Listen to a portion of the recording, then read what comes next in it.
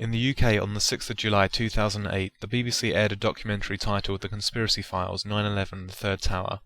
At a little under 7 years since the attacks of September 11, 2001, this programme attempts to solve what the BBC considers to be the final mystery of 9/11, the reason for the collapse of World Trade Center 7, a building that was part of the World Trade Center complex, but however was not hit by a plane.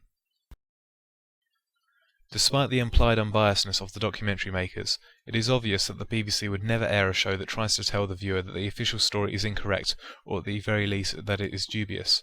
This means that while presenting actual evidence relating to World Trade Center 7's collapse, the creators would have to eventually push the official story as the only possible explanation.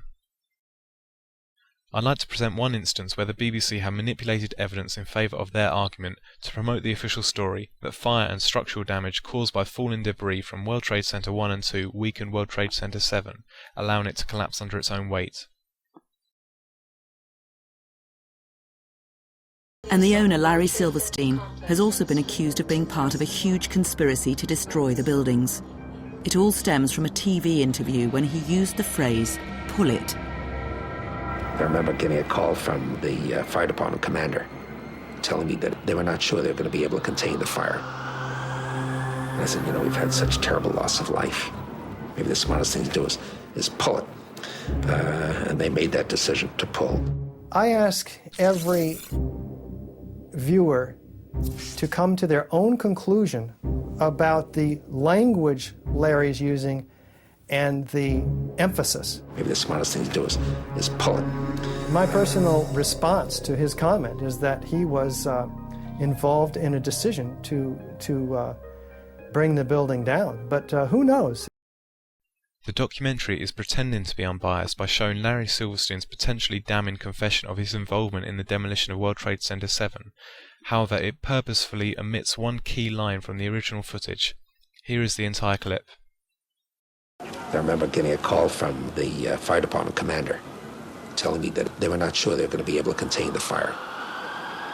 And I said, we've had such terrible loss of life. Maybe the smartest thing to do is pull it. And they made that decision to pull, and then we watched the building collapse.